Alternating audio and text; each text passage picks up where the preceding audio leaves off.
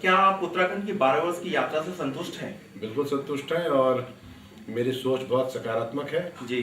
और निश्चित तौर पर जब से राज्य बना है हम प्रगति की ओर अग्रसर हैं। जी। और जो नए राज्य बने थे उनकी तुलना में अगर आप देखिए जी। तो उत्तराखंड की गति ठीक है। कुछ मूलभूत समस्याएं हैं, तो जो पर्वतीय जनपदों की समस्याएं हैं, वहाँ की जो विकास की योजनाएं हैं, जी। जो मैदानी क्षेत्र की योजना है, उनमें भिन्नता है। और निश्चित तौर पे मैंने उन 5 वर्षों में काफ़ी उत्तराखंड के को समझा है। तो मैं यहाँ की समस्या भी समझता हूँ, बीमारी भी समझता हूँ, उसका इलाज भी जानता हूँ। जी। संसाधनों की कमी है, जी। कर्मचारियों की कमी है। जी। और पिछले 5 वर्षों में मैं कहूँगा कि हमारा विकास काफ़ी अवरुद्ध हुआ। अब वो गति देने का मैं प्रयास कर रहा हूँ।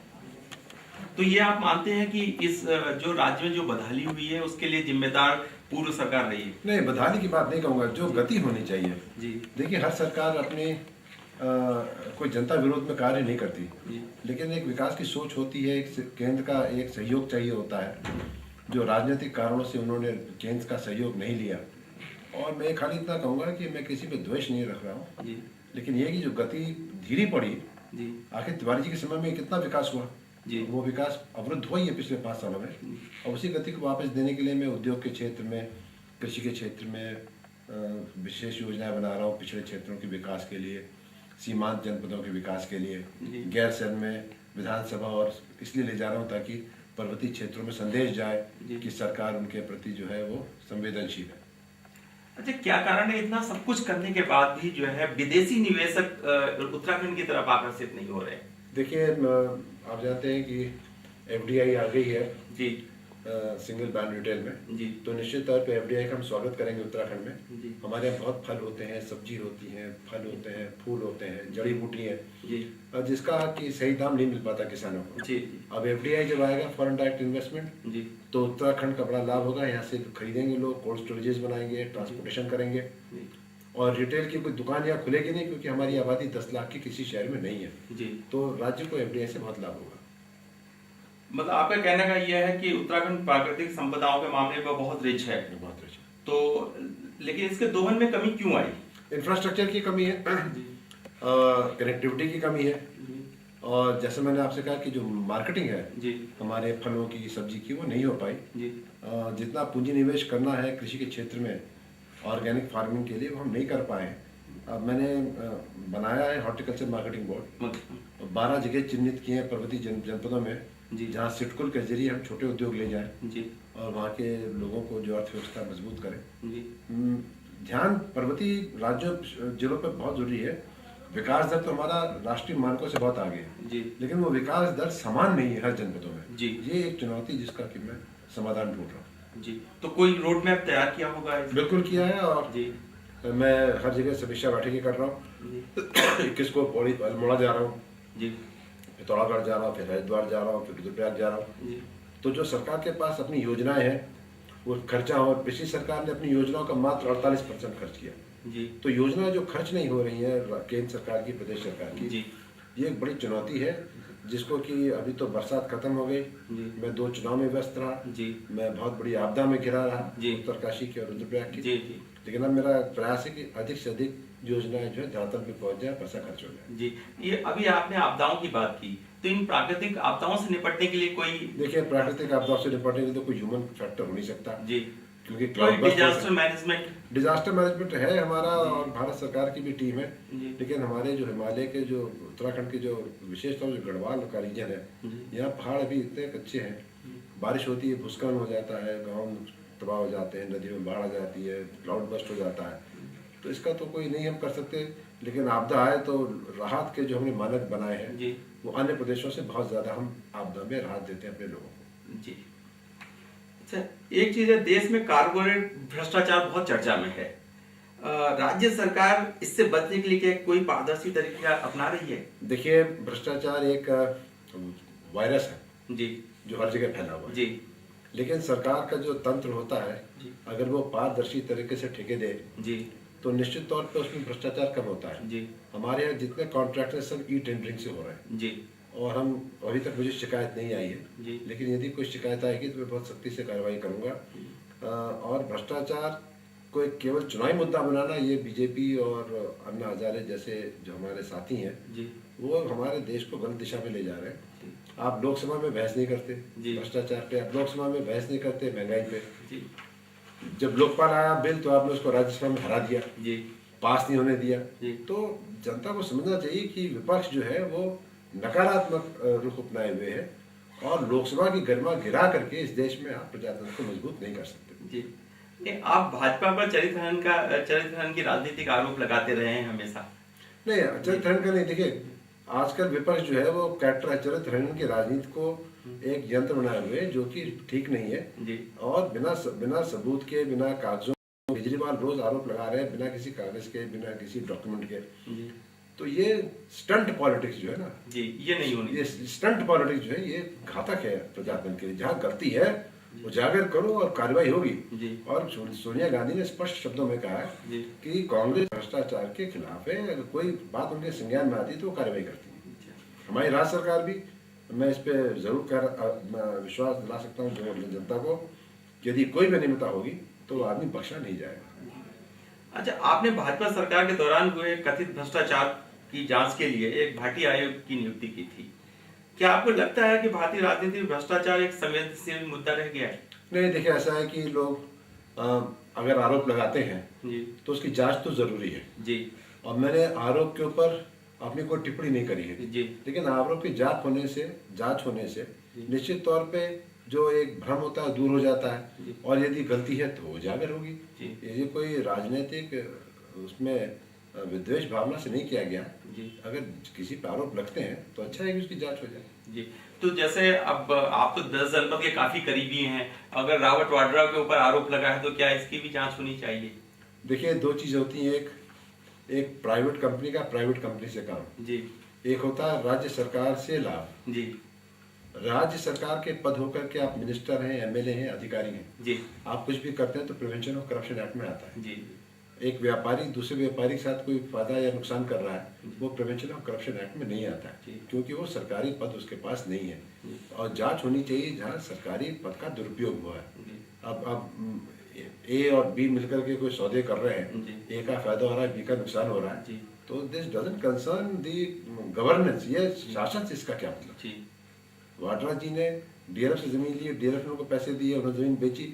ये दो निजी कंपनियों के बीच की बात है और इसको जो है केवल क्योंकि वो 10 जन वो रिश्तेदार हैं, दामाद है, इस आधार पे किसी का जो है वो चरित्र हनन नहीं करना चाहिए।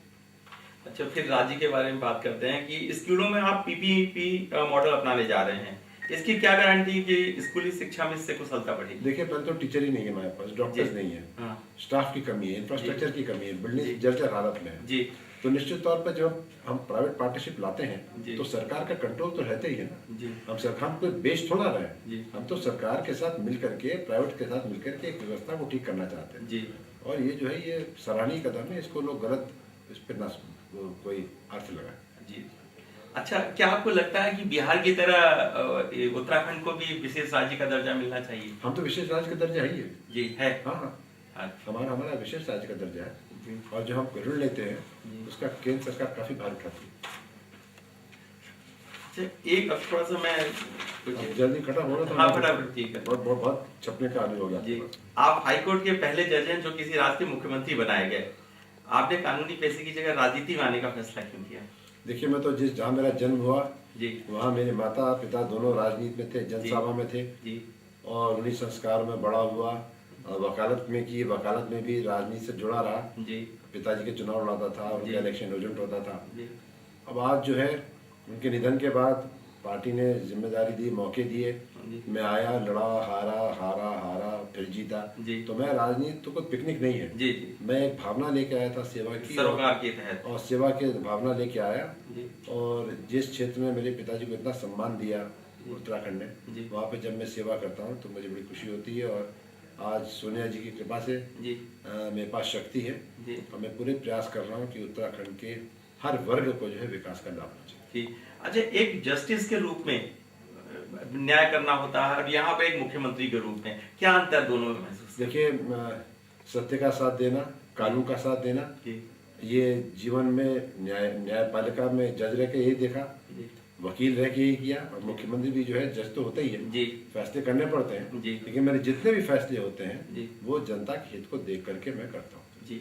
अच्छा, आप यहाँ से कुमाऊं गए, कुमाऊं में आपने जो है सितारगंज से चुनाव लड़ा, वहां से तो आप चुनाव जीत गए, लेकिन आपके बेटे साकेत जी जो है ये आपके ही क्षेत्र से चुनाव हार गए। तो इसे आप किस रूप में देख रहे हैं, क्या देखिए, क्या कारण मानते हैं इसका? मैं सितारगंज में चुनाव लड़ा और जी एकदम नए क्षेत्र में गया, नए जी डिवीजन में गया। जी मुख्यमंत्री कहीं से भी लड़ सकता है, जी और ये जो हमारे यहाँ कुमाऊं गढ़वाल की जो एक फैलाते हैं भ्रम, जी जी इसको इस चुनाव ने दूर किया। जी 2 महीने बाद लोकसभा का चुनाव हुआ, बाई इलेक्शन था 1 साल का, जी और यहाँ 3 जनपद इस लोकसभा में है, जी। टेहरी, उत्तरकाशी और देहरादून। जी उत्तरकाशी में बहुत आपदा आई थी, हम्म। रानी महारानी टेहरी की हैं, जी लेकिन फिर भी मैं टेहरी और उत्तरकाशी दोनों जनपद में जीता। जी मैं जो जनजातीय क्षेत्र है चक्राता, वहाँ से भी जीता। जी शहर का जो क्षेत्र है यहाँ से कांग्रेस की हार हुई है, और हम समीक्षा कर रहे हैं, जी और निश्चित तौर पे चुनाव के 7-8 दिन पहले जी जो कुछ मसले उठाए बीजेपी भारतीय जनता पार्टी ने, जी उसको हमारी पार्टी जो है जनता को नहीं समझा पाई, जी और मैं काफ़ी मुझे आश्वस्त हूँ जी। कि जब 1 साल बाद चुनाव होंगे जी। तो ये सीट कांग्रेस वापस जीतेगी। अच्छा, ऐसा लगता है कि जैसे कहा जा रहा है जो मीडिया सर्कल में और राजनीति सर्कल में ऐसा चर्चा है कि ये जो पराजय है, टिहरी का पराजय है, ये आंतरिक गुटबाजी का नतीजा है। नहीं, देखिए, हमेशा कांग्रेस में दुर्भाग्य है जी। कि कुछ ना कुछ लोग उल्टा ही काम करते हैं, जी। लेकिन कांग्रेस का कोई नेता इतना बड़ा नहीं कि जो चुनाव हरा सके। जी ठीक है, थोड़ा सा मनमुटाव होता है, लोग जो है उनका आचरण गलत होता है, जी। लेकिन मैं ये नहीं कहूँगा कि मनमुटाव की वजह से गुटबाजी से चुनाव हार हुई है। होती तो हम टेहरी उत्तरकाशी कैसे जीते, हम चक्राता कैसे जीते। ये शहरों में जो अर्बन एरिया है जी। वहाँ का वोटर जो है थोड़ा सा ये जो नीतियाँ हैं केंद्र की, थोड़ा सा इधर जो निर्णय लिए, चाहे गैस की हो, चाहे पेट्रोल के हो, जी चाहे सब्सिडी की हो, जी तो थोड़ा सा लोगों में भ्रमित हुए। जी 6-7 दिन का समय था, हम उसको समझा नहीं पाए। तो मैं खाली कहूँगा कि जो अर्बन वोटर है, जी अब हम अपनी नीतियों से, कार्य से इनको राहत देंगे, हम सब्सिडी भी देंगे सिलेंडर पे, हम जो है वो मलिन बस्तियों को मालिकाना हक देने जा रहे हैं। जी तो हमको शहर का विश्वास जीतना है, और निश्चित तौर पे जब देश का चुनाव होगा जी और राहुल गांधी जी जी प्रधानमंत्री के रूप में पार्टी उनको प्रोजेक्ट करेगी, जी। तो बिल्कुल फिजा चेंज हो जाएगी, क्योंकि कांग्रेस का विकल्प नहीं, जी और राहुल जी के कद का आज कोई नेता विपक्ष के पास नहीं जिसके पूरे राष्ट्र में जिसको स्वीकार करे। जी।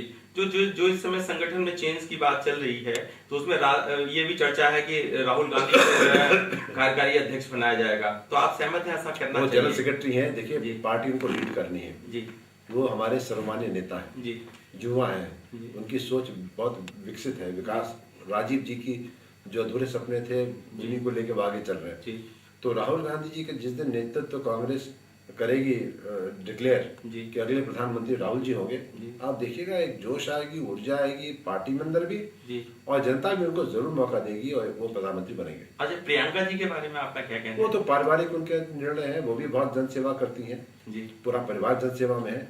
अब कौन चुनाव लड़ेगा कौन नहीं लड़ेगा ये तो सामान्य सोनिया जी का निर्णय है, जिसका हम सम्मान करते हैं। जी।